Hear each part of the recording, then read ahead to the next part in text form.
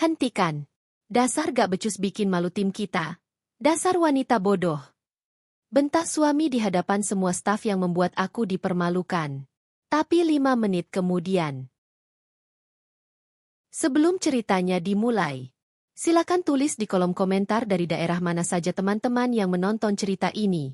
Dan jangan lupa like dan subscribe, agar channel Cerita Ar bisa terus berkembang dan mempersembahkan cerita yang terbaik. Pagi itu langit Jakarta tampak masih berwarna abu-abu, seperti belum sepenuhnya siap menyambut hari. Namun bagi Gita, pagi tidak pernah memberi jeda. Ia bangun lebih awal dari alarmnya, seperti biasa, dengan kebiasaan yang ia bangun sejak kecil.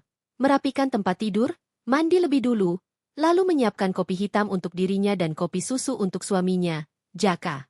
Gita adalah perempuan berusia 29 tahun dengan wajah yang lembut, mata yang jernih, dan senyum yang selalu ia usahakan ada di wajahnya meskipun perasaannya sering berlawanan. Semua orang yang mengenalnya mengatakan bahwa Gita adalah perempuan yang penuh ketenangan. Bukan karena hidupnya tenang, tetapi karena ia selalu memilih menjadi ketenangan di tengah riuhnya masalah. Ia bekerja sebagai analis strategi di sebuah perusahaan marketing kreatif, tempat di mana ia bisa memadukan kecerdasannya dengan kreativitasnya. Ia selalu menjadi orang yang bisa diandalkan dalam hal analisis data, membaca pola, hingga menyusun strategi jangka panjang. Gita bukan tipe orang yang mencari panggung. Ia tidak pernah berambisi terlihat. Ia hanya ingin hasil kerjanya jelas dan bermanfaat. Dan mungkin itu pula yang membuat masalah di rumahnya semakin besar. Kesuksesannya yang diam-diam justru menjadi bayangan bagi suaminya. Jaka, pria berusia 32 tahun, suaminya selama 3 tahun terakhir, memiliki karakter yang berbeda.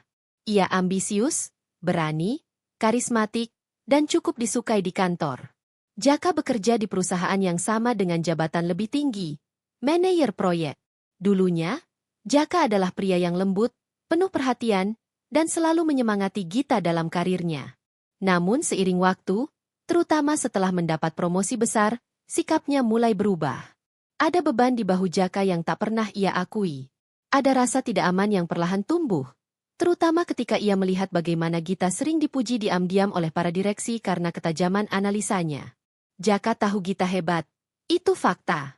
Tapi ada bagian dari dirinya yang tidak mampu menerima kenyataan bahwa kadang-kadang, istrinya jauh lebih unggul dari dirinya. "Mas, kopinya aku taruh di meja ya," ucap Gita dengan suara lembut. Jaka hanya mengangguk tanpa menoleh. Ia sedang merapikan kemejanya di depan cermin. Ekspresinya serius. Rahangnya mengeras. Seolah pagi itu adalah pertarungan yang harus ia menangkan.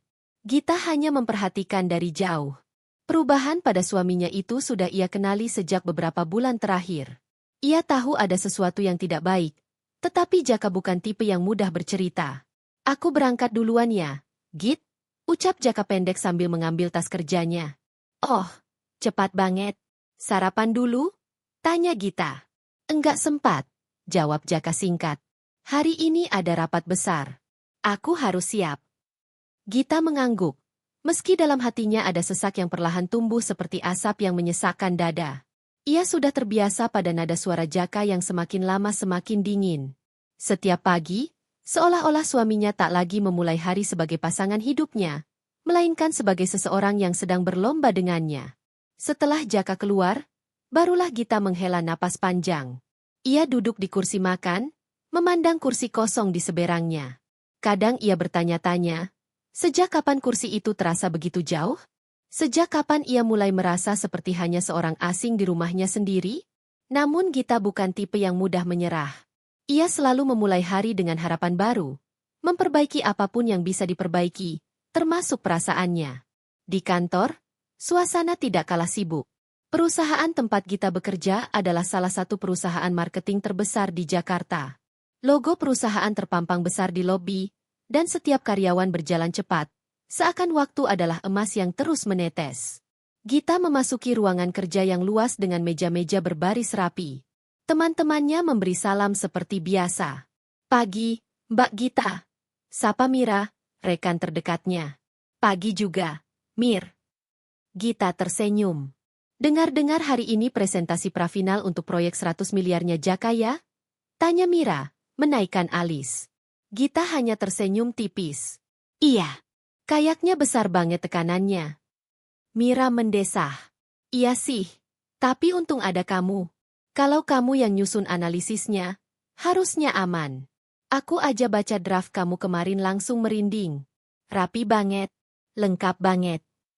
Terima kasih, Mir. Gita menunduk sedikit. Tapi pujian itu membuat dadanya terasa berat. Karena ia tahu, semakin tinggi pujian yang diarahkan padanya, semakin besar jarak yang tercipta antara dirinya dan suaminya. Ia duduk di meja kerjanya, membuka laptop, dan mengecek kembali presentasi yang telah ia susun semalaman. Gita selalu memastikan semuanya sempurna. Ia bukan mengejar pujian, tapi ia ingin membuktikan bahwa kerja keras dan kedisiplinannya punya nilai. Di ruang manajerial tingkat atas, Jaka sedang berdiskusi dengan timnya. Gita melihat sekilas ketika melewati kaca bening ruangan tersebut.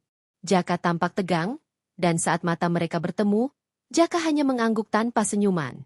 Nada matanya seolah berkata, "Jangan buat aku terlihat buruk di depan timku." Gita mengalihkan pandang.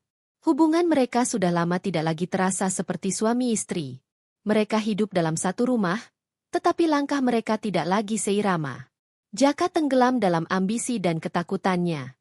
Sementara Gita berusaha mempertahankan sesuatu yang perlahan memudar.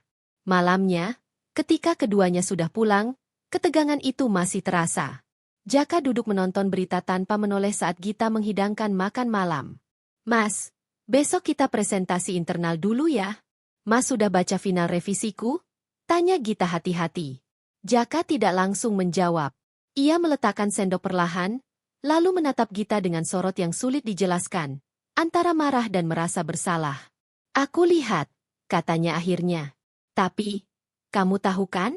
Aku yang akan memimpin proyek ini. Jadi jangan bikin sesuatu yang menonjolkan kamu." Gita terdiam. "Menonjolkan kamu?" Kata-kata itu menamparnya lebih keras dari apapun. "Mas, aku bekerja untuk tim kita. Untuk perusahaan," kata Gita pelan. "Ya, tapi jangan sampai kamu terlihat lebih hebat dari aku di depan semua orang." Jeda panjang mengisi ruangan. Gita menutup matanya sejenak, menahan air yang hampir jatuh. Ternyata bukan kinerjanya yang salah.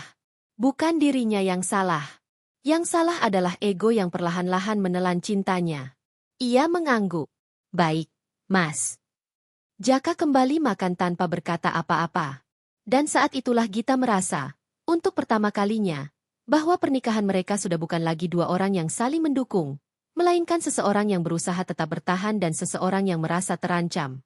Namun Gita tidak tahu bahwa babak baru dalam hidupnya akan dimulai segera.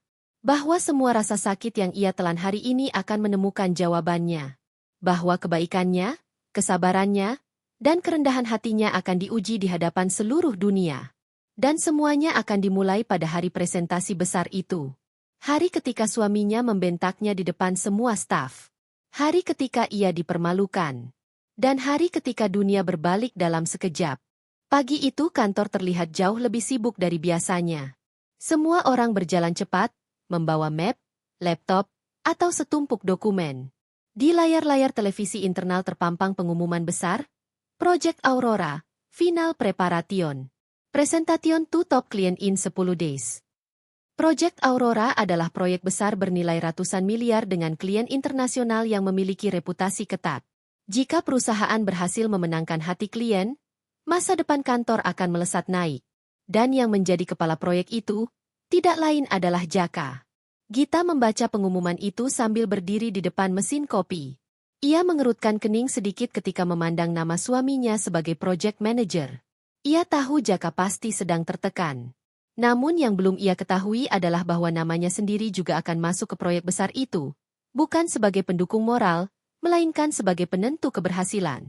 "Git, kamu dipanggil Pak Fandi ke ruangan meeting lantai 12, ucap Mira sambil merapikan kacamatanya.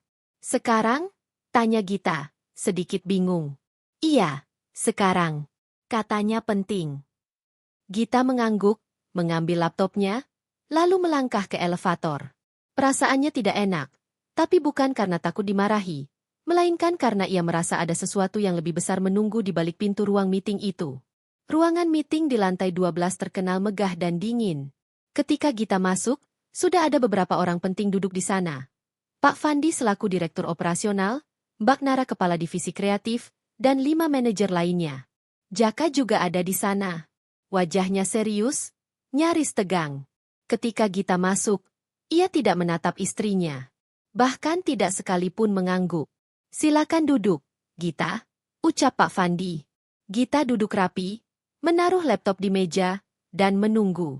Kami memanggilmu karena kami butuh analis terbaik untuk proyek Aurora, ujar Pak Fandi tanpa basa-basi. Dek. Gita langsung memahami arti kalimat itu.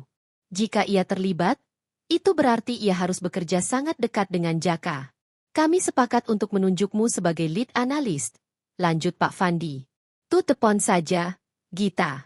Kami butuh seseorang dengan kemampuan membaca pola pasar dan merumuskan strategi jangka panjang yang presisi, dan kamu satu-satunya yang punya rekam jejak itu. Gita menelan ludah. Jaka memberikan tatapan sekilas, bukan tatapan bangga, tetapi tatapan seperti sedang mengukur ancaman yang datang padanya. Baik, Pak, jawab Gita akhirnya. Saya siap. Dari kursinya, Jaka menghela napas seolah sedang menahan sesuatu. Namun ia tidak berkata apapun. Setelah meeting usai, semua orang keluar satu persatu. Hanya Gita dan Jaka yang masih tertinggal di dalam ruangan, meski tanpa janji untuk bicara. Gita membuka suara lebih dulu. Mas, kalau kamu keberatan aku masuk tim.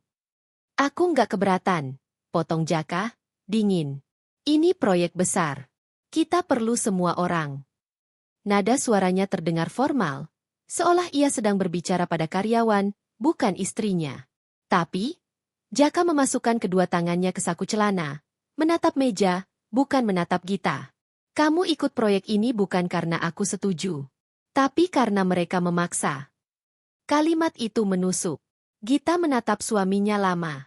Jaka tampak seperti seseorang yang sedang menahan rasa tidak nyaman yang dalam, tapi juga memendam sesuatu yang tidak ingin ia akui. Mas, aku ikut bukan untuk bersaing sama kamu, ucap Gita pelan. Aku cuma mau bantu. Jaka menghela napas berat lalu berjalan keluar tanpa menunggu istrinya. Gita berdiri mematung, menatap punggung suaminya menjauh. Setiap langkah Jaka terasa seperti jarak yang semakin melebar antara mereka. Di ruang kerja tim proyek, situasi jauh lebih tegang. Semua anggota tim tampak fokus. Beberapa memegang kertas, beberapa serius mengetik. Ketika Gita masuk, suasana langsung berubah. Beberapa orang langsung membungkuk hormat. Sebagian lainnya saling pandang. Wah, jadi benar ya, Mbak Gita masuk tim ini, bisik salah satu staf. Gawat sih ini. 2 orang hebat dalam satu proyek. Tapi, ya, semoga nggak bentrok. Jaka yang sedang memimpin diskusi pura-pura tak mendengar. Ia membuka slide presentasi, memberikan arahan cepat dan tegas. Namun tatapan semua orang otomatis tertuju pada Gita setiap kali ia berbicara. Tidak butuh waktu lama sampai tekanan itu muncul. Ketika Gita mencoba menyampaikan pendapat, Jaka memotong. Aku sudah bilang rutenya bukan itu, Git. Ujar Jaka dengan nada ketus. Padahal Gita baru membuka mulut 2 detik. Maksud aku. Udah, next. Jaka melanjutkan presentasi, dan ruangan kembali tegang. Beberapa staf saling pandang. Mereka tahu ada sesuatu yang tidak benar, tetapi tak ada yang berani bersuara. Gita menghela napas kecil. Ia menulis catatan di laptopnya tanpa membalas. Ia tahu suasana ini akan jauh lebih sulit daripada yang ia bayangkan. Namun tekanan belum berhenti. Sepanjang hari itu, Jaka beberapa kali mengoreksi Gita di depan staf lain, bahkan untuk hal-hal kecil. Git, itu datanya kurang detail. Formatnya salah. Perbaiki. Kamu telat kirim revisi. Padahal semuanya tidak salah sedikit pun. Beberapa staf bahkan tahu Jaka sudah mulai kelewat batas. Hingga sore hari, ketika semua sudah tampak lelah, Jaka kembali memanggil Gita untuk berdiskusi 4 mata. Git, ucapnya datar. Tolong jangan terlalu dominan di tim ini. Gita tertegun. Dominan? Mas, aku bahkan belum bicara banyak. Kamu tahu maksudku, balas Jaka. Aku nggak mau ada orang yang salah paham. Ini proyek aku. Gita menutup laptop perlahan, menatap suaminya dengan mata terluka. Mas, ini bukan soal siapa yang lebih hebat. Ini soal keberhasilan tim. Jaka menatapnya sebentar, lalu mengalihkan wajah. Kamu ngerti maksudku? Dan pergi begitu saja. Gita hanya bisa duduk, memandangi ruangan yang terasa semakin dingin. Ia bertanya dalam hati. Sejak kapan pria yang dulu mencintainya sepenuh hati berubah menjadi seseorang yang melihatnya sebagai ancaman? Hari itu berakhir dengan rasa sakit yang Gita simpan dalam diam. Ia tahu ini baru permulaan. Dan masalah yang lebih besar akan muncul lebih cepat dari yang ia bayangkan. Pekan berikutnya menjadi minggu paling sibuk bagi seluruh perusahaan. Setiap sudut kantor dipenuhi orang-orang yang menenteng laptop, berjalan cepat, atau berdiskusi dengan wajah tegang. Tapi tidak ada yang lebih tegang dari tim Project Aurora, tim yang kini menjadi pusat perhatian perusahaan, tempat Gita dan Jaka berada dalam satu ruangan setiap hari, namun dengan jarak emosional yang semakin sulit dijembatani. Gita menghabiskan sebagian besar waktunya di ruang kerja tim analisis. Meja kerjanya dipenuhi grafik pola pasar, data konsumen, laporan kompetitor, hingga catatan-catatan kecil yang ia tulis sendiri untuk merumuskan strategi. Sejak ditunjuk sebagai lead analyst, Gita menerima beban tambahan yang besar. Namun bukan beban itu yang memberatkannya, melainkan sikap Jaka yang makin hari makin dingin. Ia tidak lagi berbicara dengan nada suami istri. Semuanya terdengar profesional, kaku, dan penuh tekanan. Bu Gita, panggil Arif, salah satu anggota tim kreatif.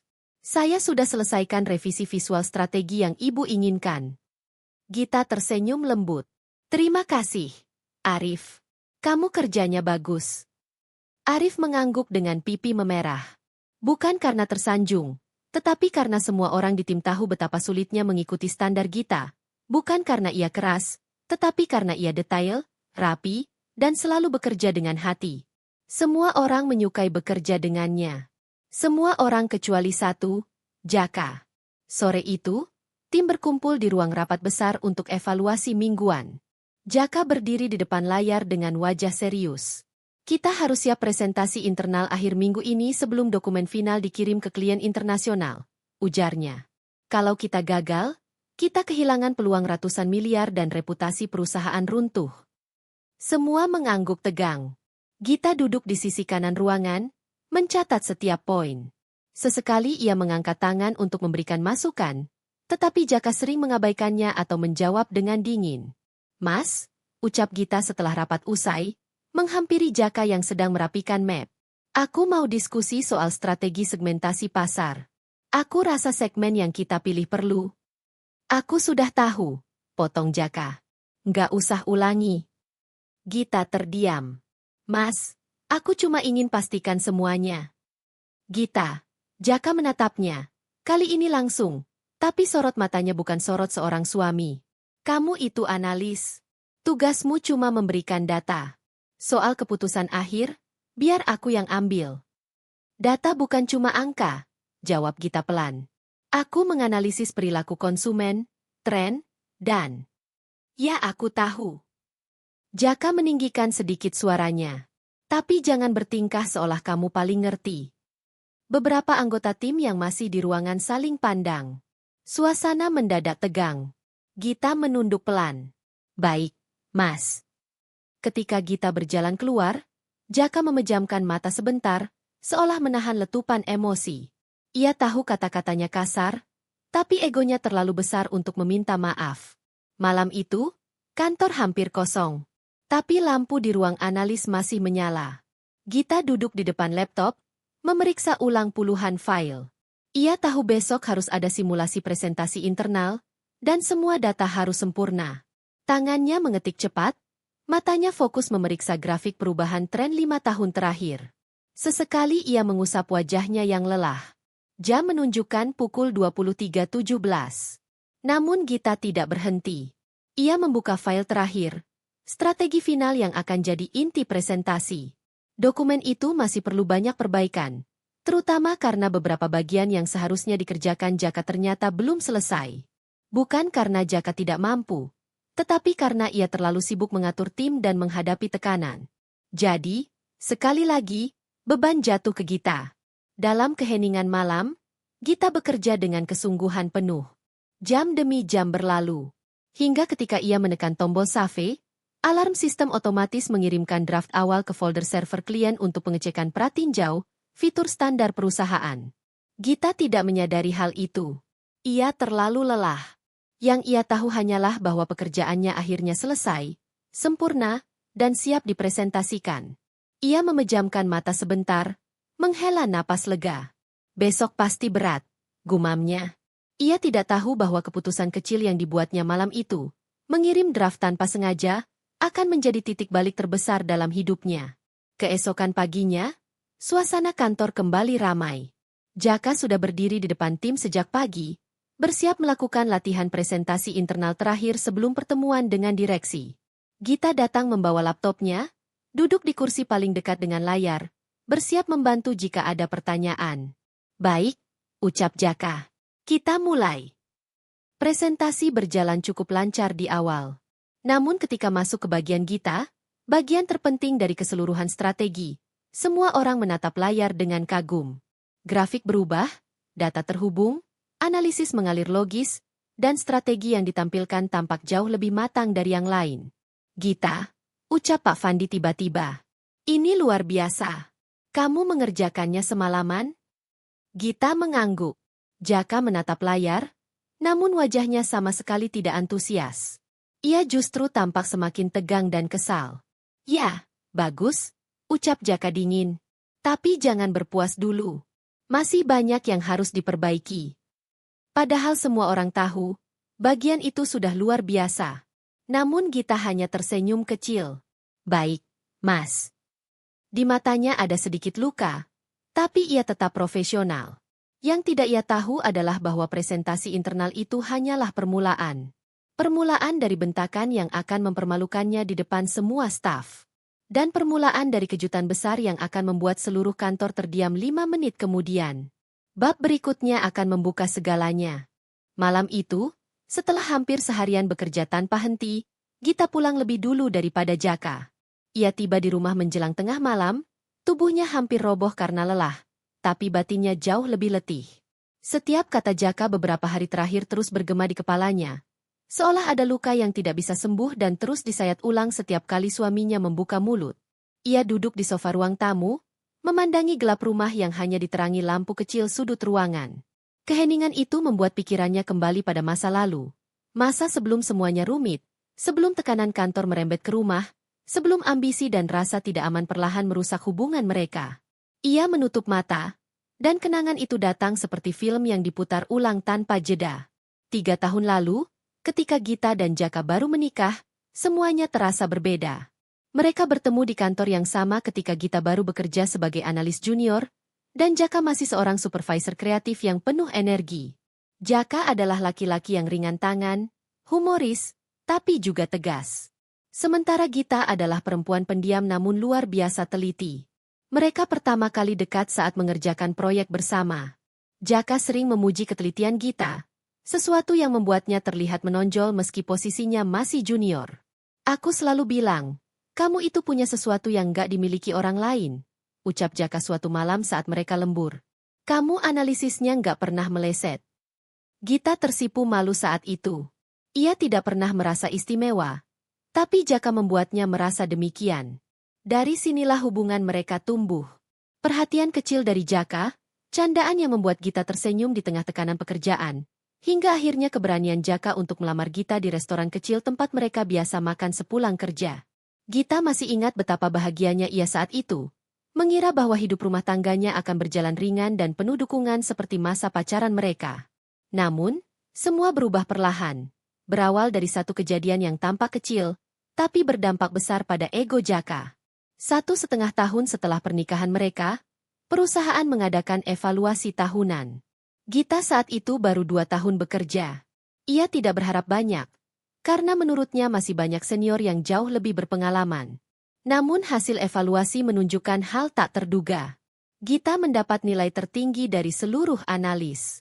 Bahkan CEO perusahaan memberikan pujian langsung di depan semua karyawan. Saya perhatikan laporan Anda selalu paling akurat, Bu Gita, ujar sang CEO di hadapan rapat umum. Jika Anda terus berkembang, saya yakin Anda akan berada di posisi strategis dalam waktu tidak lama. Semua orang bertepuk tangan, kecuali Jaka, yang duduk di baris kedua dan menundang pandangan. Saat itu, Ia baru saja gagal mendapatkan promosi yang ia impikan selama setahun terakhir. Promosi itu diberikan kepada rekannya, bukan padanya, karena berbagai alasan internal. Dan pujian untuk Gita datang tepat saat Jaka sedang berada di titik rapuh. Sejak hari itu, meski Gita tidak menyadarinya, Jaka mulai merasa kalah. Ia mulai menjaga jarak, tidak lagi bercerita panjang seperti dulu, dan sering mengalihkan pembicaraan setiap Gita menceritakan prestasinya. Gita paham, ada luka di sana. Tapi ia tidak tahu seberapa dalam. Masalah semakin memuncak 6 bulan kemudian saat perusahaan menunjuk Gita sebagai bagian dari tim yang langsung berkoordinasi dengan direksi. Posisinya naik, gajinya naik, dan tanggung jawabnya semakin besar. Dan justru pada saat itu, hubungan mereka mulai retak perlahan. "Mas, aku dapat posisi baru," ujar Gita malam itu dengan bahagia. "Pak Fandi bilang aku layak untuk..." "Layak? Ya, tentu. Kamu kan orang paling jago di kantor," jawab Jaka sambil membuka laptop tanpa menatapnya. Nada itu dingin, sinis, menyakitkan. "Mas, aku cuma mau cerita," ucap Gita. "Iya, iya. Aku dengar," balas Jaka cepat, tapi telinganya bahkan tidak fokus. Dari situ, jarak mulai tumbuh semakin jelas. Jaka semakin mudah tersinggung, semakin sering merasa tersaingi, dan semakin banyak menghindari diskusi pekerjaan dengan Gita. Gita mencoba memahami. Ia mencoba memberi ruang. Tapi semakin lama, semakin terasa bahwa apapun yang ia lakukan selalu salah di mata suaminya. Kenangan itu kembali merayap ke pikiran Gita malam ini. Ia membuka matanya perlahan, menarik napas dalam-dalam. Ia mencintai Jaka, itu yang membuatnya bertahan. Tapi ia tahu, hubungan mereka telah retak sejak lama. Dan retaknya tidak lagi kecil. Retak itu sudah menjalar, membentuk patahan yang sewaktu-waktu bisa runtuh. "Mas, kenapa kita jadi seperti ini?" bisiknya pada dirinya sendiri. Ia tidak tahu bahwa pada waktu yang sama, jauh di kantor, Jaka tengah duduk sendirian di ruang rapat kosong. Wajahnya ditekuk, tangannya menutupi mata, dan seluruh tubuhnya tampak seperti seseorang yang sedang dililit ketakutan yang tak ingin ia akui. Ketakutan bahwa istrinya, perempuan yang dulunya ia kagumi dan dukung, kini menjadi cermin yang mengingatkannya pada kelemahan dan kegagalannya sendiri.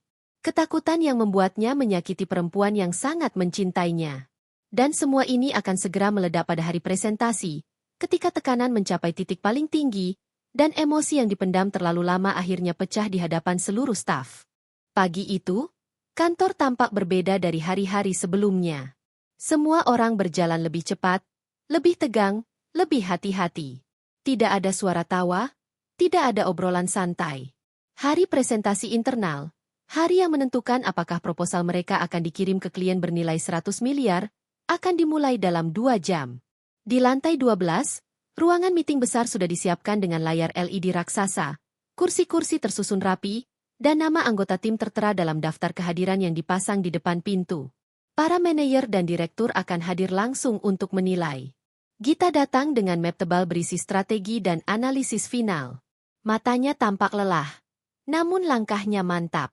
Selama beberapa hari terakhir, ia hampir tidak tidur demi memastikan seluruh data, grafik, dan prediksi pasar tampil sempurna. Ia tahu Jaka tertekan, dan ia berusaha menopang bagian yang tidak sempat dikerjakan Jaka. Saat ia memasuki ruangan, beberapa staf menyapanya. "Bu Gita, analisis ibu kemarin luar biasa. Saya belum pernah lihat prediksi serinci itu," kata Lani. "Kalau bukan karena Bu Gita, bagian kreatif nggak bakal punya konsep sepadat ini," sambung Arif sambil tersenyum. Gita membalas senyum mereka, tetapi hatinya tetap berat. Ia tahu pujian-pujian itu bisa menjadi bensin bagi ego Jaka yang sedang rapuh. Dan benar saja, ketika Gita berjalan lebih dalam ke ruangan, ia melihat Jaka berdiri di depan panggung kecil, memeriksa laptop dan pointer. Wajahnya tegang, alisnya bertaut, dan dari gerak tubuhnya, Gita tahu ia sedang gelisah. "Mas," sapa Gita pelan sambil mendekat. "Sudah dicek ulang slide nomor 14? Aku semalam." "Aku sudah cek," potong Jaka cepat. "Nggak usah diperjelas." Nada itu datar, dingin. Gita menghela napas kecil. "Aku cuma tanya. Takut ada yang..." "Kamu nggak usah takutkan apa-apa. Fokus saja pada bagianmu nanti," Ujar Jaka sambil memasukkan USB ke laptop tanpa sekalipun menatap istrinya. Kalimat itu seolah menegaskan bahwa ia tidak ingin terlihat bergantung pada Gita. Tidak hari ini. Tidak di depan semua orang. Beberapa menit menjelang presentasi dimulai, ruangan semakin penuh. Direktur, para kepala divisi, hingga beberapa petinggi lainnya masuk satu persatu. Semua duduk sesuai posisi, sebagian besar memegang tablet untuk mencatat. Jantung Gita berdegup cepat. Dia berusaha mengatur napas, menenangkan diri. Presentasi hari ini bukan tentang dirinya atau Jaka, ini tentang masa depan perusahaan. Namun, ada sesuatu yang tidak beres. Jaka tampak kacau. Ia memeriksa slide berulang-ulang, memegang pointer dengan tangan sedikit gemetar. Biasanya ia percaya diri. Biasanya ia memimpin ruangan dengan tenang. Namun hari ini, ia seperti seseorang yang berjalan di atas tali tanpa keseimbangan. Gita memperhatikan dari kejauhan. Ia tahu suaminya sedang diliputi kecemasan yang besar, tapi ia tidak tahu bagaimana mendekat tanpa membuat keadaan semakin rumit. Presentasi dimulai. Jaka berdiri di depan, tersenyum tipis, lalu membuka perkenalan. Selamat pagi semuanya. Hari ini tim kami akan mempresentasikan strategi dan proposal final untuk proyek Aurora. Proyek ini sangat penting bagi perusahaan. Suara Jaka terdengar sedikit bergetar. Direktur utama mengangguk, memberi isyarat agar Jaka melanjutkan. Slide demi slide berjalan. Bagian pembukaan berjalan lancar. Meski nada bicara Jaka terdengar terlalu cepat, seolah ia ingin segera menyelesaikannya. Ketika masuk ke bagian analisis awal, Jaka tampak mulai kehilangan alur. Beberapa angka tidak sesuai dengan penyampaian. Diagram yang seharusnya menunjukkan tren naik justru tertukar dengan yang menurun. Para direktur mulai saling pandang. Gita yang duduk di baris depan mengepalkan tangan. Ia tahu slide-slide itu benar. Ia yang mengerjakannya. Tapi penyampaian Jaka berantakan karena ia salah membaca urutan dan interpretasi. Saat itu, Jaka menarik napas keras dan berkata, "Untuk bagian analisis ini, sebenarnya tim analis yang lebih paham. Gita, tolong jelaskan." Ia memanggil Gita dengan setengah putus asa. Gita berdiri. Langkahnya tenang. Suaranya stabil. Matanya jernih. "Baik, saya jelaskan," ucapnya. Begitu Gita mulai bicara, seluruh ruangan langsung fokus padanya. Cara ia menjelaskan data, menghubungkan pola, memaparkan risiko dan prediksi, semua sangat sistematis. Bahkan direktur utama tampak mengangguk puas. Gita berbicara tidak hanya dengan logika, tetapi dengan keyakinan. Ia paham detail setiap grafik, setiap angka, setiap kemungkinan. Dan itu membuat seluruh isi ruangan terpukau. Selama Gita menjelaskan, Jaka hanya berdiri di samping, menatap ke bawah.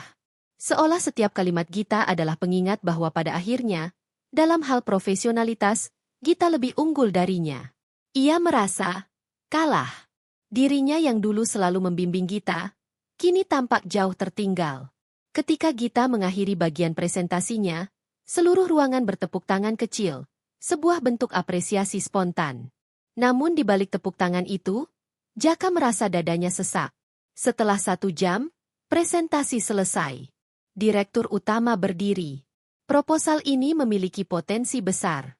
Saya ingin melihat revisi final dalam 2 hari sebelum dikirim ke klien." Tim mengangguk puas. Namun, begitu direktur dan para petinggi keluar ruangan, suasana dalam tim langsung berubah. Beberapa staf mendekati Gita. "Bu, presentasinya keren banget. Cara Ibu jelasin data, detail dan jelas. Kalau bukan karena Ibu, tadi presentasinya bisa runyam." Komentar-komentar itu terdengar alami. Tetapi bagi Jaka, setiap kalimat adalah pukulan pada harga diri. Ia memandang Gita, matanya dipenuhi campuran stres, marah, dan rasa kalah yang membara. Dan dari sorot itu, Gita tahu badai besar akan datang. Namun ia tidak menyangka bahwa badai itu akan meledak esok hari, di depan semua staf, menghancurkan harga dirinya, dan hubungan mereka, dengan sangat brutal. Itu adalah awal dari pembalikan. Awal dari semua luka yang akan menyusul. Dan awal dari momen saat Jaka membentaknya dengan kata-kata yang tidak akan pernah bisa ia lupakan. Nama Gita disebut saat moderator rapat mempersilakan bagian analisis menjelaskan detail prediksi pasar. Di sisi lain ruangan, nama Jaka muncul di layar sebagai project leader. Itu adalah pertama kalinya dua nama itu berdampingan secara formal dalam ruangan besar berisi puluhan staf, kepala divisi, hingga direktur utama. Namun justru di momen sepenting itulah, semuanya berubah. Baik, sekarang kita masuk ke bagian analisis perilaku konsumen, ucap salah satu direktur. Silakan dipaparkan oleh analis utamanya. Gita berdiri dengan tenang. Tubuhnya memang lelah, tapi pikirannya sangat jernih. Ia menatap layar LED, siap menjelaskan. Namun sebelum mulutnya terbuka, Jaka tiba-tiba melangkah maju dan menahan bahunya. Biar aku saja, katanya kaku. Semua sempat bingung, tapi Gita mundur satu langkah. Napasnya ia tahan. Jaka memegang pointer. Bagian ini, sudah saya siapkan. Gita tersentak. Itu tidak benar. Dialah yang mengerjakan bagian itu selama 3 hari tanpa tidur. Tapi ia diam, karena ia tahu hari ini bukan hari untuk memperdebatkan ego. Slide berganti. Di layar muncul grafik tren 5 tahun terakhir. Grafik yang dikerjakan Gita hingga larut malam. Namun Jaka salah membaca. Ini menunjukkan bahwa pasar mengalami penurunan drastis dalam 3 tahun terakhir, ucapnya. Beberapa direktur langsung saling bisik. Gita membeku. Itu keliru. Sangat keliru. Grafik itu menunjukkan kenaikan tajam, bukan penurunan. Ia sudah memberi warna berbeda, label berbeda, bahkan menuliskan catatan kecil agar tidak ada kesalahan interpretasi. Tapi Jaka sedang gugup. Matanya bergerak cepat. Seperti kehilangan fokus. Ia salah menafsirkan grafiknya sendiri. Lebih tepatnya, grafik yang ia ambil alih penyampaiannya. Direktur utama mengangkat tangan. Pak Jaka, apakah Anda yakin? Karena ini tidak sesuai dengan data analisis pasar terbaru. Nada suara direktur itu mulai tajam. Sweat mulai muncul di pelipis Jaka. Ah, iya, maksud saya, data ini sebenarnya. Ia terhenti. Kata-katanya membentur kebingungan yang ia sendiri tidak mengerti. Gita berdiri dari kursinya, berniat membantu. Mas, kalau boleh saya jelaskan. Namun Jaka berbalik dan membentaknya. Tepat di depan semua orang. Diam dulu. Jangan sok tahu. Kamu itu cuma bikin keributan, teriaknya. Ruangan langsung membeku. Semua kepala spontan menoleh pada Gita. Gita terdiam di tempat. Seperti tubuhnya membatu. Beberapa staf menunduk, sebagian lain membelalakan mata tidak percaya. Tapi Jaka belum selesai. Ia menatap Gita tajam, wajahnya merah karena tegang dan malu disaksikan banyak orang. Dasar nggak becus. Kamu bikin aku tambah kacau. Jangan campuri presentasiku. Dasar wanita bodoh. Suara itu menggema keras. Nafas semua orang tercekat. Lani menutup mulut, hampir menangis menyaksikannya. Arif mengepalkan tangan, seperti ingin berdiri membela. Beberapa kepala divisi saling pandang, ngeri melihat bagaimana seorang suami merendahkan istrinya sendiri di tempat kerja. Gita merasakan dadanya sesak. Ia tidak menangis, tidak di sana. Tapi luka itu seperti disayat dalam-dalam. Jaka bahkan tidak sadar bahwa ia sedang menghancurkan harga diri istrinya di hadapan puluhan orang. Direktur utama mengetuk meja dengan keras. Cukup, Pak Jaka. Jaka terdiam, tapi napasnya masih memburu. Wajahnya terlihat panik, tapi ia tidak mau mundur. Egonya sudah mengambil alih. Kalau Gita tidak ikut campur, saya bisa. Tolong hentikan, ujar direktur tajam. Anda sedang mempermalukan anggota tim sendiri, dan itu tidak bisa diterima. Ruangan menjadi lebih senyap dari sebelumnya. Detik-detik itu terasa panjang.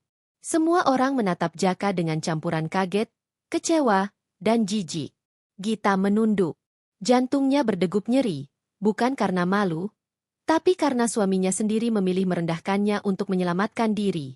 Tapi kemudian, hanya 5 menit kemudian, semuanya berubah.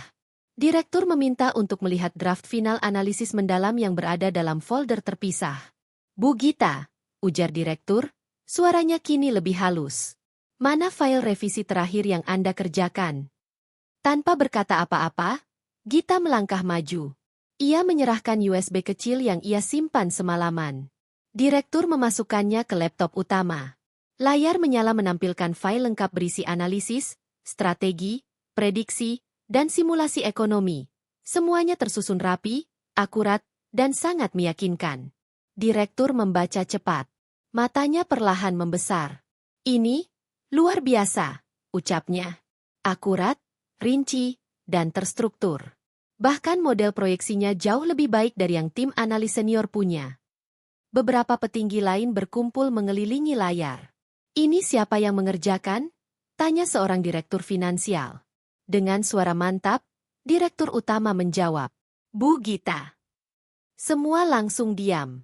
Termasuk Jaka. Bahkan napasnya seolah terhenti. Direktur lalu memutar tubuh, menatap seluruh ruangan. Kalau data seakurat ini diserahkan ke klien, saya yakin mereka akan menyetujui kontrak senilai 100 miliar itu. Beberapa petinggi mengangguk kuat, sangat setuju. Dan pada momen itu, semua orang memandang Gita. Bukan dengan kasihan, bukan dengan ragu, melainkan dengan kekaguman yang begitu besar. Jaka menatap Gita dari ujung panggung.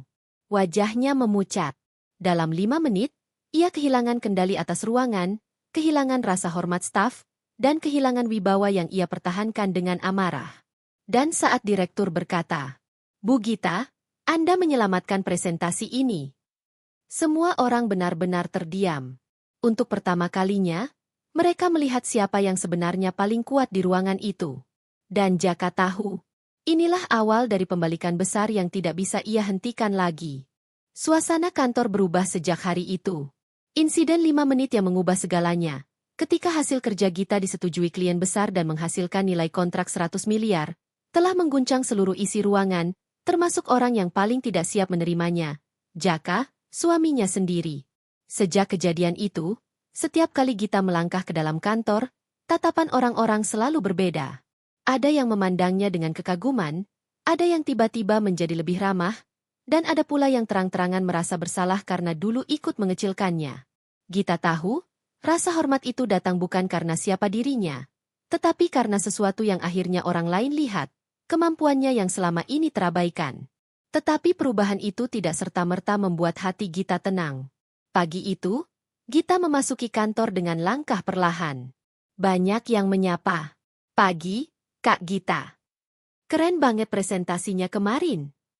Kalau butuh bantu laporan, bilang aja ya Kak. Gita hanya tersenyum kecil. Ia tidak ingin terlihat sombong atau berubah. Meski kenyataannya sikap orang-orang di sekitarnya telah berubah drastis. Namun, ada satu sosok yang justru semakin berhati-hati mendekatinya. Jaka. Sejak insiden memalukan itu, ketika Jaka membentaknya di depan semua staf, lelaki itu tampak seperti kehilangan arah. Jaka bukan hanya dihantam rasa malu, tapi juga rasa bersalah yang begitu besar. Semua itu terlihat dari caranya menghindari kontak mata, dari caranya mencari-cari kesempatan berbicara namun selalu gagal memulainya, dan dari caranya selalu berdiri jauh saat rapat seolah tidak ingin memberi tekanan lagi. Meski begitu, Gita masih merasakan adanya jarak. Jarak yang selama ini ada, namun kini terasa semakin nyata. Di ruangan kerja, Sari, teman dekat Gita, mendekatinya pelan. Gi, kamu nggak apa-apa? Sejak kemarin kamu kelihatan capek. Tanya Sari sambil duduk di sebelahnya. Gita menghela napas, mencoba menahan emosinya agar tidak tumpah. Capek iya, tapi bukan capek karena kerja, jawabnya lirih. Sari langsung mengerti. Karena Jaka. Gita hanya diam. Diamnya adalah jawaban. Aku pikir dengan hasil presentasi kemarin, semuanya akan terasa lebih ringan. Lanjut Gita, suaranya runtuh pelan. Tapi ternyata yang paling berat itu bukan reaksinya orang-orang, melainkan reaksinya Jaka. Dia tidak membicarakan apapun, tidak meminta maaf, tidak menjelaskan, tidak mengatakan apa yang sebenarnya dia rasakan. Sari menatap Gita dengan lembut. Mungkin dia malu. Mungkin dia takut kamu nggak mau dengar. Harusnya dia coba bicara dulu, jawab Gita. Sari mengangguk pelan. Kamu mau aku bilang sesuatu? Kadang, orang yang paling kita cintai adalah orang yang paling sulit mengakui kesalahan. Karena mereka takut kehilangan. Gita terdiam. Yang kamu lakukan kemarin, luar biasa. Tapi aku tahu kamu pasti berharap orang pertama yang bangga adalah suamimu sendiri, bukan ratusan orang lain. Gita tidak kuasa menahan air mata yang sejak tadi menggantung. Ia menunduk, menghapusnya cepat sebelum ada orang lain masuk. Entahlah, Sar, aku cuma ingin dihargai. Aku cuma ingin dia melihatku sebagai partner, bukan beban. Menjelang siang, Gita menerima pesan singkat. Bisa ketemu sebentar di ruang meeting kecil lantai 3. Cah, degup jantungnya berubah ritme. Ada ketakutan, ada harapan, ada amarah yang belum selesai, dan ada luka yang belum dibalut. Ia menatap layar ponsel itu lama, sebelum akhirnya membalas. Oke. Langkahnya menuju ruang meeting terasa berat. Seolah setiap meter yang ia tempuh dipenuhi bayangan suara bentakan Jaka di depan semua orang. Dasar gak becus. Bikin malu tim.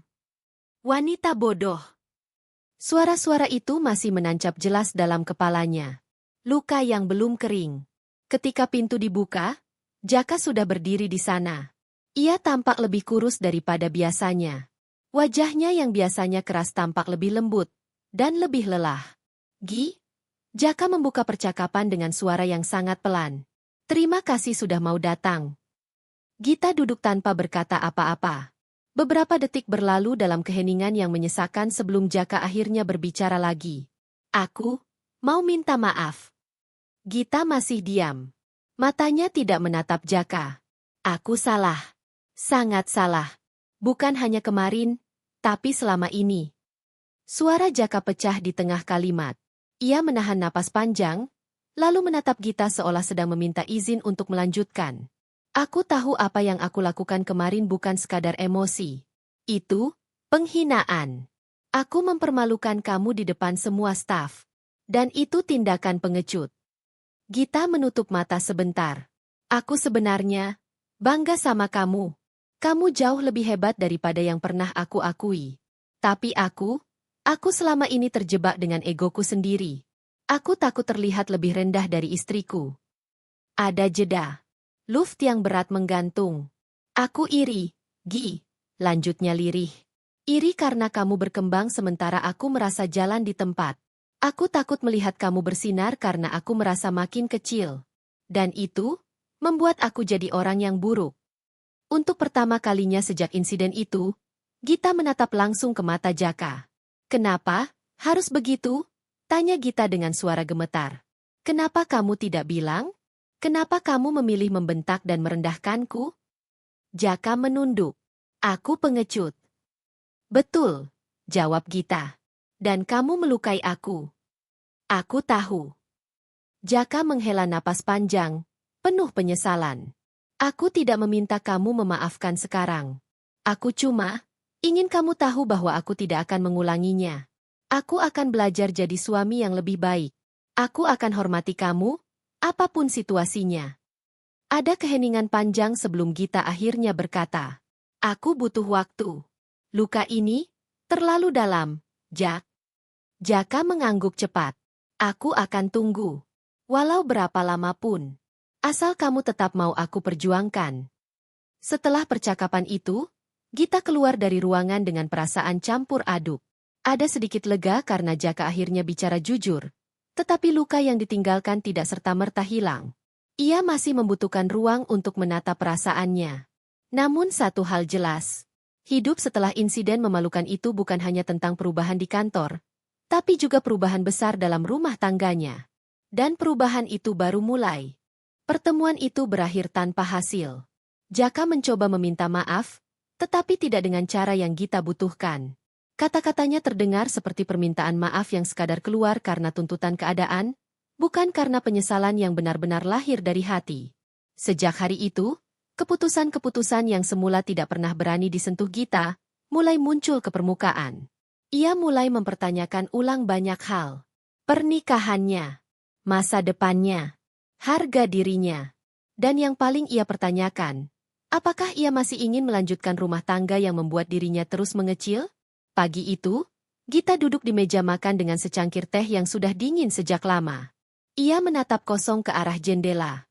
Mentari pagi masuk dengan lembut, namun tak mampu menghangatkan hatinya yang sedang membeku. Jaka keluar dari kamar tidur, pelan, seolah takut menginjak sesuatu yang rapuh. Gita, boleh kita bicara lagi? Tanyanya hati-hati. Gita tidak langsung menjawab. Ia hanya memutar cangkirnya pelan. Kalau kamu mau bicara, ucap Gita tanpa menatapnya. Bicara yang jelas.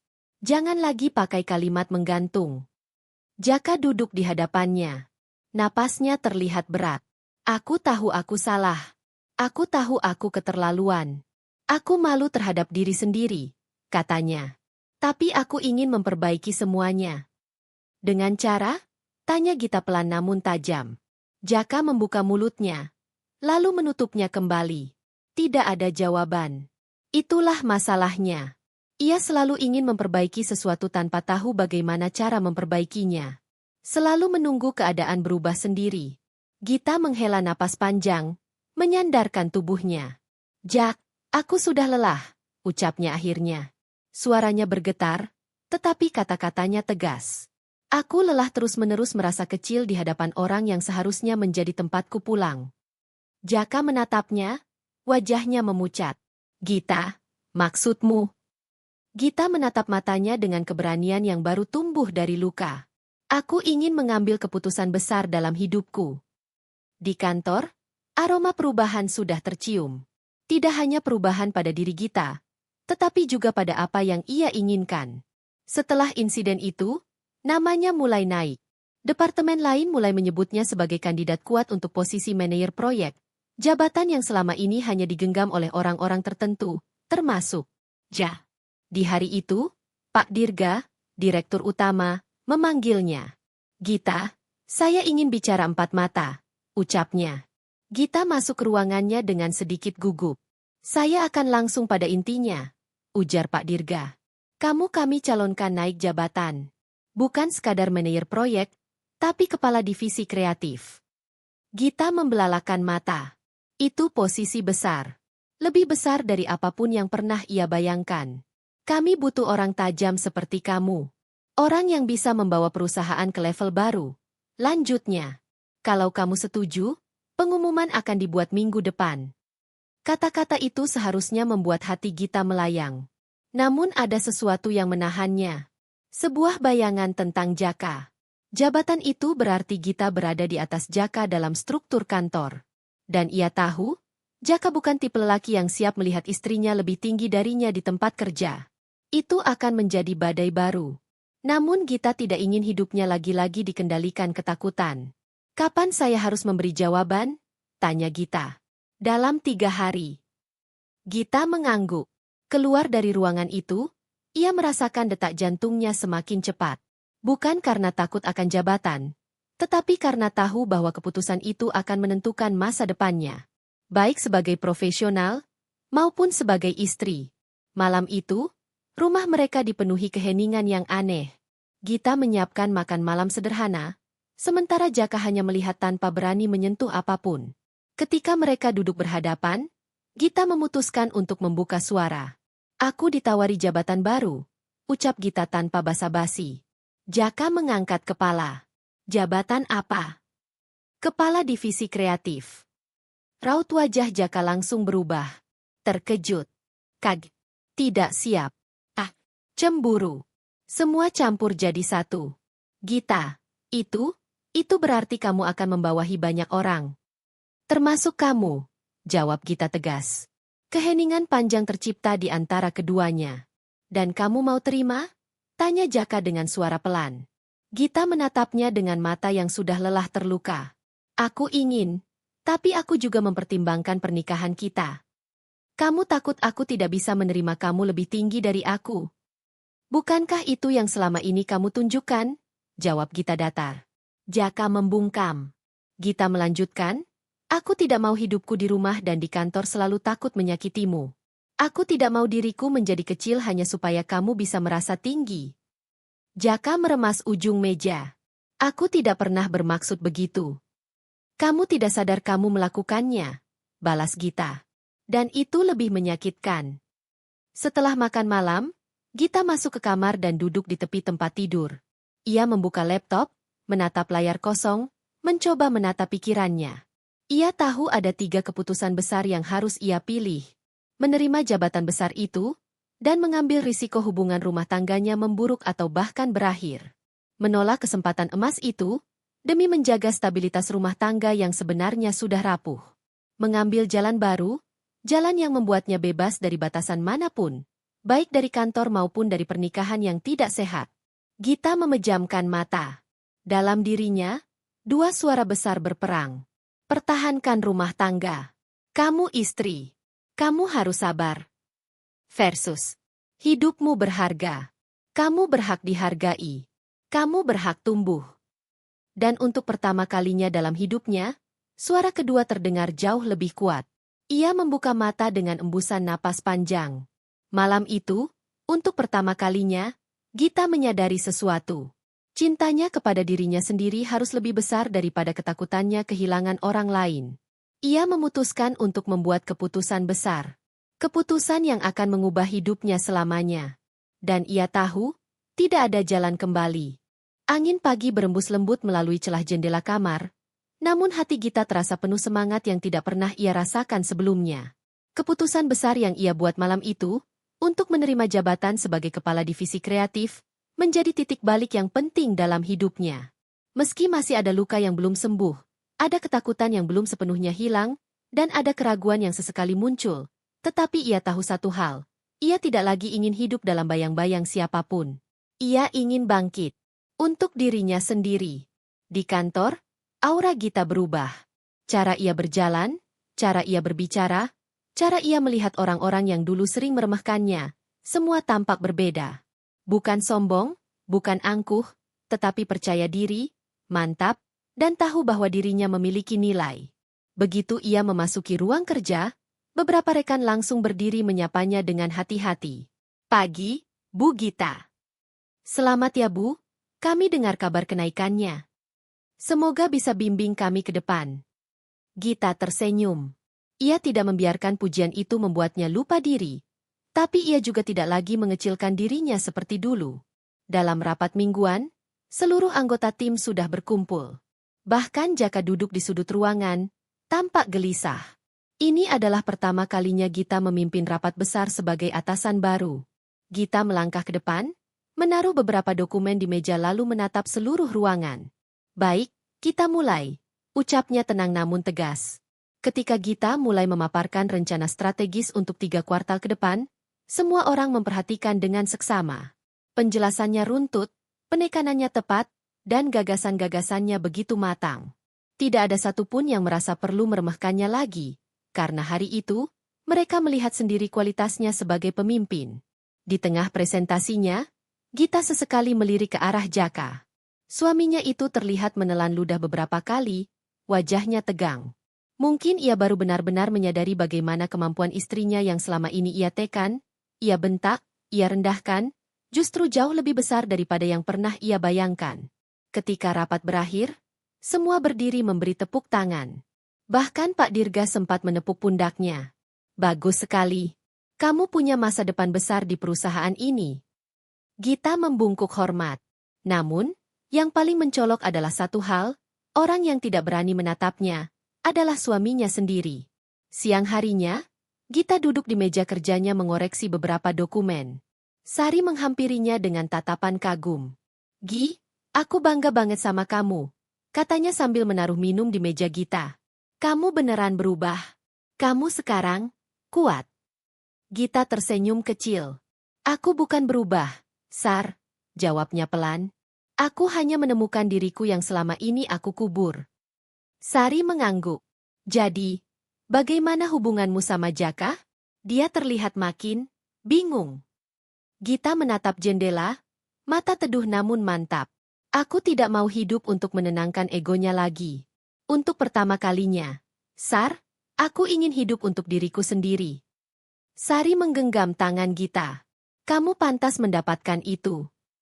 Di hari yang sama, sebuah email masuk ke kotak masuk Gita. Judulnya, kontrak kerja sama proyek baru, 300 miliar. Ini adalah proyek lanjutan dari klien besar yang sebelumnya. Mereka secara khusus meminta Gita sebagai pemimpin timnya. Gita menutup mulutnya menahan keterkejutan. Jantungnya berdetak lebih cepat. Hidupnya benar-benar bergerak maju. Lebih cepat daripada yang pernah ia bayangkan. Tidak lama kemudian, Pak Dirga kembali memanggilnya. Gita, proyek lanjutan itu datang karena klien sangat percaya sama kamu. Katanya sambil memperlihatkan dokumen pendukung. Kami ingin kamu memimpin langsung. Kami yakin kamu bisa membawa perusahaan ke level berikutnya. Gita mengangguk mantap. Saya siap, Pak. Ketika ia keluar dari ruangan direktur, seluruh karyawan yang mendengar berita itu menghampirinya satu persatu, memberi selamat. Sebuah pemandangan yang tak pernah ia bayangkan 2 minggu sebelumnya. Namun kebahagiaan itu tetap menyisakan satu titik yang rumit.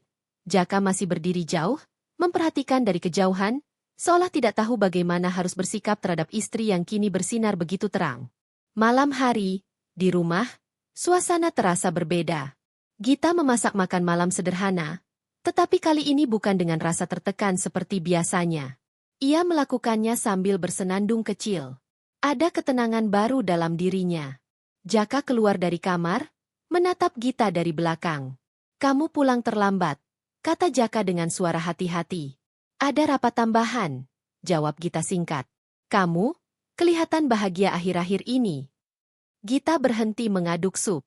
Ia menatap Jaka tanpa menghindar. Karena untuk pertama kalinya dalam hidupku, aku merasa dihargai. Jaka terdiam. Gita melanjutkan, suaranya tajam namun tidak meninggi. Aku bangkit bukan untuk membuatmu malu, Ja. Tetapi karena aku harus membangkitkan diriku sendiri. Kalau aku tidak berdiri sekarang, aku akan terus hidup dalam ketakutan dan keraguan. Jaka menunduk, jemarinya gelisah. Gita, apa aku masih punya tempat di hidup kamu? Pertanyaan itu membuat kamar makan seolah berhenti bernapas. Gita tidak menjawab langsung. Ia menatap suaminya lama. Lalu dengan nada matang dan dewasa ia berkata, tempat itu masih ada. Tapi bentuknya, mungkin tidak akan sama seperti dulu. Kamu perlu berubah. Aku juga. Kalau kamu siap berjalan sejajar, bukan di depan, mungkin kita masih bisa memperbaiki semuanya. Jaka menatapnya, wajahnya campur aduk antara lega dan takut. Aku akan berusaha, katanya pelan. Gita hanya mengangguk, tidak menjanjikan apapun, tidak memungkiri apapun. Ia hanya tahu bahwa dirinya kini lebih kuat daripada sebelumnya. Dan kebangkitannya belum selesai. Babak baru hidupnya baru saja dimulai. Babak di mana ia berdiri tegak, tidak lagi sebagai wanita yang selalu dibentak dan diremehkan, tetapi sebagai seseorang yang menemukan kembali harga diri dan kekuatannya sendiri. Hujan turun sejak sore, menambah sendu suasana kota. Jalanan terlihat basah, dan lampu-lampu kendaraan memantul di permukaan aspal, menciptakan bayangan kuning keemasan yang pudar. Gita melangkah keluar kantor dengan payung kecil di tangan, berjalan pelan menuju parkiran. Hari ini ia menyelesaikan pertemuan terakhir dengan klien besar, dan semuanya berjalan sempurna. Namun ada sesuatu yang lebih besar menunggu di rumah. Keputusan besar. Yang terakhir. Yang menentukan kemana hatinya akan melangkah. Bukan lagi keputusan tentang pekerjaan. Bukan tentang jabatan. Bukan tentang ambisi. Ini tentang hidup. Tentang harga diri. Tentang luka yang butuh sembuh. Tentang dirinya yang selama ini hilang. Tentang masa depannya, dengan atau tanpa Jaka. Sesampainya di rumah, suasana lengang. Lampu ruang tamu menyala redup, tirai tertutup, dan aroma masakan dari dapur menguar perlahan.